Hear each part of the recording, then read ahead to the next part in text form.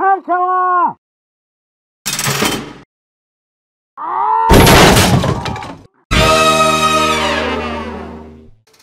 up, everybody out there in YouTube land? Rat2501 here. Alright, got some more Warhammer action for you. Alright, this is every single Tyranid Highfleet explained by an Australian. This is by Major Kill. I do like his videos, and I especially been doing a lot of his stuff because Brother Alpha Busa hasn't been putting out shit for the past few months, so... Excuse me. So, let's see. He's been mostly doing that, Warhams thing. Excuse me. Oh, hiccups are weird. Anyway. So, let's see what Major Kill's got for us on the Tyranids, and go. G'day, guys and gal. Tyranids guys are the and big gal. band of Warhammer 40k, not the obnoxious demons, the promiscuous space elves, or the sentient mushrooms. No, it's 100% the Tyranids, purely due to the fact that they seem to be basically infinite in number, right, and the high fleets that have already caused so much destruction have been mostly referred to as merely scouts. On top of this, every single victory against the Tyranids, and yes, there has been many, have mostly been Pyrrhic, with the victors often suffering greatly.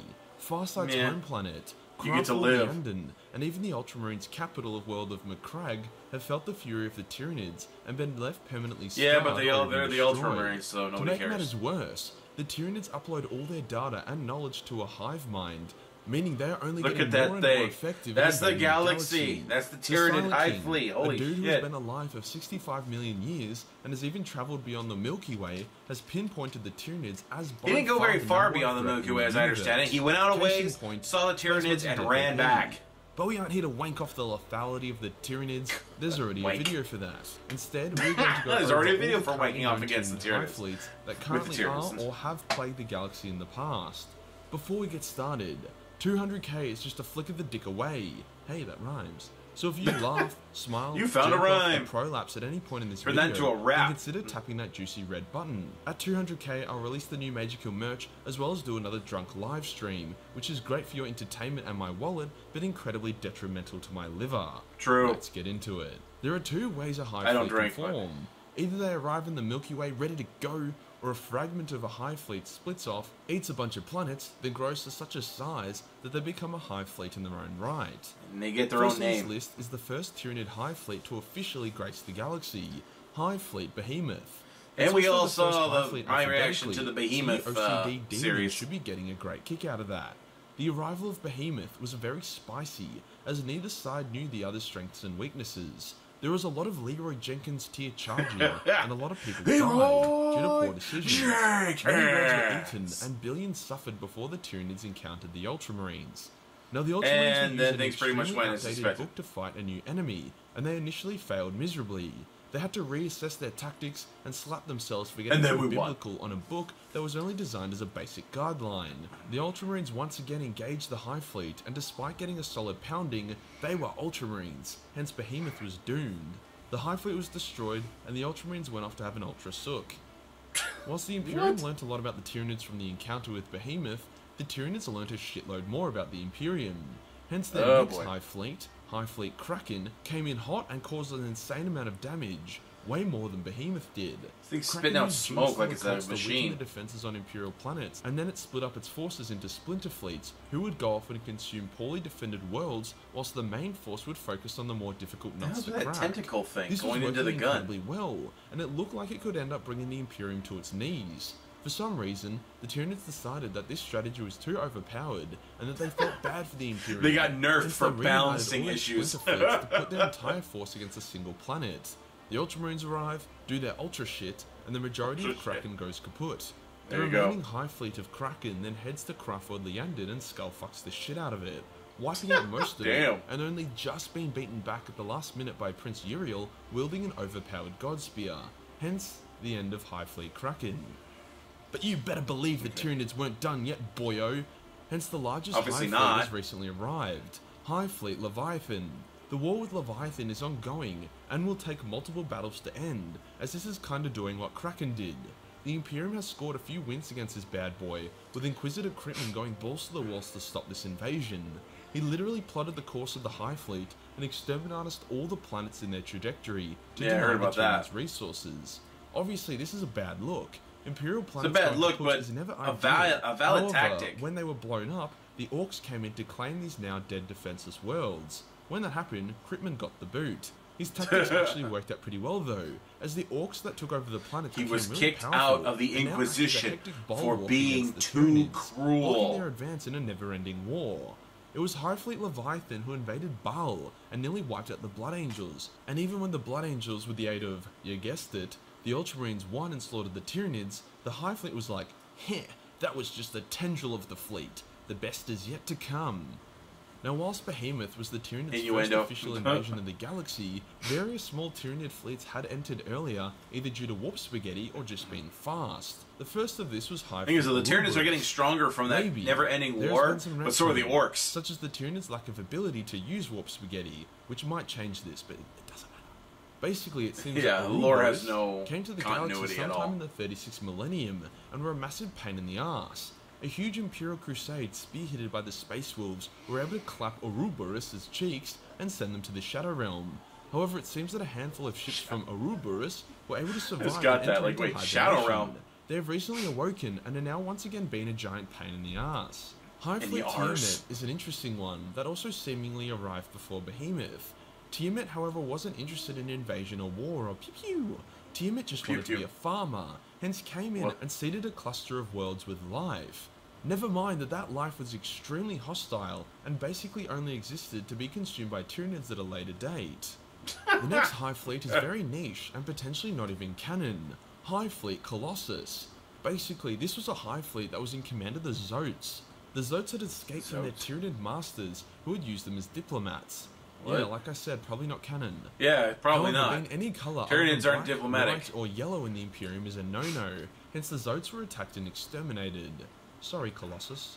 The Imperium had been copying the blunt of the Tyranid invasions a bit hard, and the Tyranids knew this and were sorry. Hence they sent in Highfleet Naga with the sole purpose of fucking over the Eldar. After chewing down some Eldar maiden worlds, Highfleet Naga was eventually put down by a combination of like 3 craft worlds. Naga was considered a small Hive Fleet.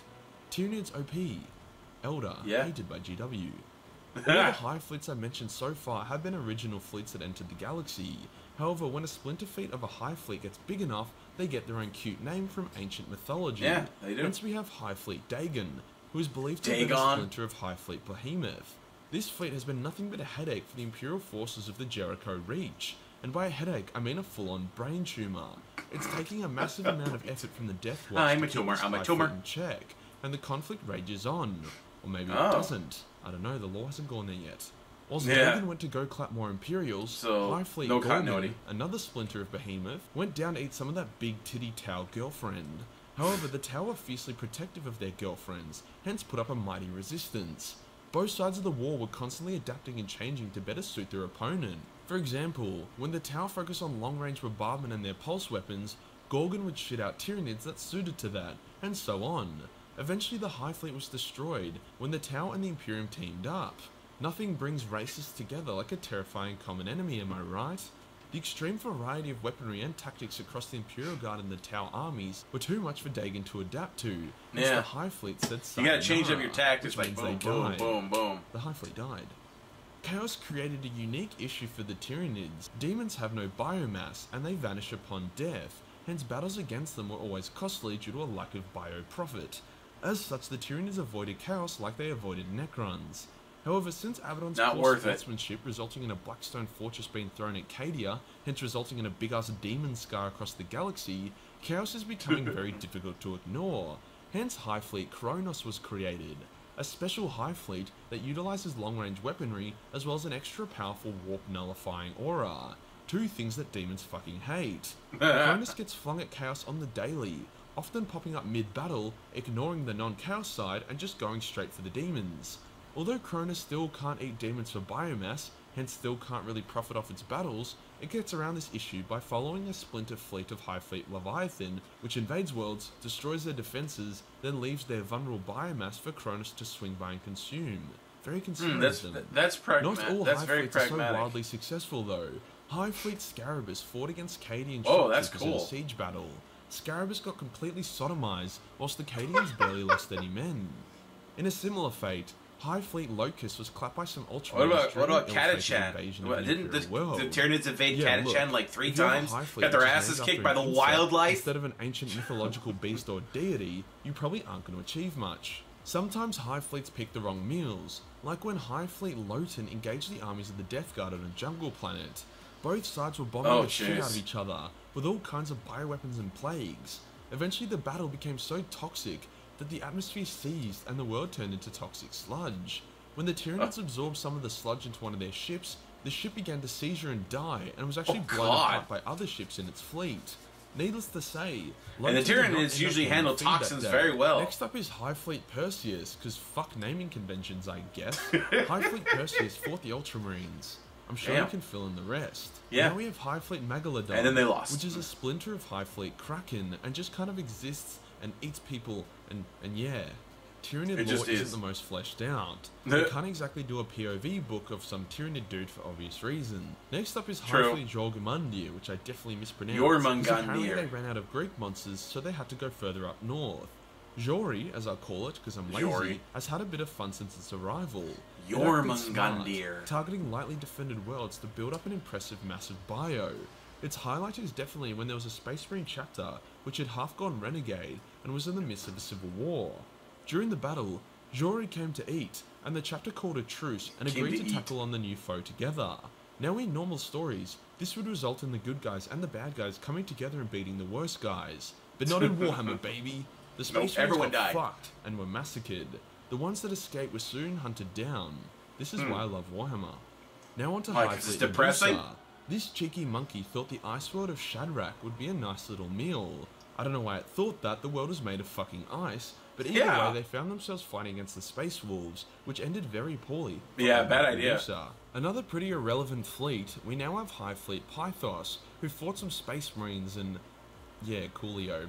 And the name Moloch is very overused in Warhammer 40k. It's the name of a significant planet, the name of the Alpha Space Marine Spartan himself, and it's also the name of a Hive fleet. Moloch was on the way to chow down a planet that contained an STC. Now, despite that sounding like an unpleasant form of genital wart, it's actually a super handy blueprint that the Mechanicus wakes themselves off to. It's a large army of guardsmen, including Catachan jungle fighters and Moridian Iron Guard, sacrificed themselves so the Mechanicus could scuttle away with their prize. Moloch would continue to be a pain in the ass for various Imperial Guard regiments, and scored a draw against the 9th of Austrian Firstborn Regiment. By draw, I mean absolutely everyone died. Next up is Highfleet Ophida, who was big and strong and scary until it wasn't, and is now mostly destroyed, with a couple ships still floating around, in case anyone actually painted their Tyranid army in Ophida's colours. The Dark Eldar are incredibly intelligent, but also extremely reckless. Often their recklessness outperforms their intelligence, such as the awakening of Highfleet Naga. This Highfleet was asleep and was discovered by the Dark Eldar. Instead of blasting it to smithereens, they decided to board it and capture sleeping Tyranids so they could experiment on them and shit. Unsurprisingly, Tyranids don't really like being boarded, hence the Highfleet quickly awoken and the Dark Eldar got shat on. I would say there is a lesson to be learned here. I thought it was common knowledge not to board Tyranid ships for the lols. You would think so, but... it was a bit of a 2-for-1 deal. Highfleet Charybdis and Scylla. Charybdis. These Hive fleets are both moving in the same direction, and are concerningly close to Terra. Now if they got remotely near Terra, they would get absolutely massacred. However, they seem to be moving towards the craft world of Samhan, so unless those speedy boys pack up and leave, they could find themselves in deep shit. Highfleet Emunidis, I'm pretty sure they're just trying to make my job hard with these names at this point, whilst niche and not well known, is still making a bit of an impact. It fought against the Tau led by Commander Shadowsun, before then engaging some Space Marines. As the timeline goes forward, more and more Hive fleets are popping up everywhere. Highfleet Chimera, Grendel and Harbinger are just some great examples of this, who haven't yet done anything too spicy, but a Hive fleet is a Hive fleet, so I'm sure some named character has got a Tyranid-shaped inconvenience on the horizon. Last but not least, the least would definitely be Highfleet Scarabus, we have Highfleet Proteus. I'm not really sure if this fleet is alive or not. It was heading towards Terra via Inuit. As Inuit was the home of Rogel Dawn and the Imperial Fist, I doubt they'll get far. No, they won't. I'm very curious as to what GW does about the Tyranids in the future. As of now, it appears that they have written themselves into a corner, and it's only a matter of time before the galaxy turns into one big Tyranid Parmigiana. And that does it for today, guys. All the Tyranid. That's true. I mean, because the Tyranids are just too damn OP. Oh god, dude. Okay, that's all being cut out right there. So I hope you guys enjoyed that. Okay, so I'm just putting something really damn inappropriate came up there, just wrong. Anyway, so there you go. Every single Tyranid Highfleet. He didn't mention the ones that, because I heard that some Tyranids invaded Catachan like 3 times and they were beaten back by the wildlife. The plants and the animals actually killed the Tyranids, and the Tyranids determined that the plant was they were not able to invade it. Holy shit! And people live there. Anyway, I hope you guys enjoyed that. Don't forget to like this video and subscribe. Share it on social media. Help my channel reach that 100,000 subscribers I'm so coveting. And I will see you guys next time. And of course, click on the link to the original down in the description. Get down to Major Kill's channel and give him a like on the original and sub to him. He puts out some pretty good lore stuff when it comes to Warhammer. And bye-bye.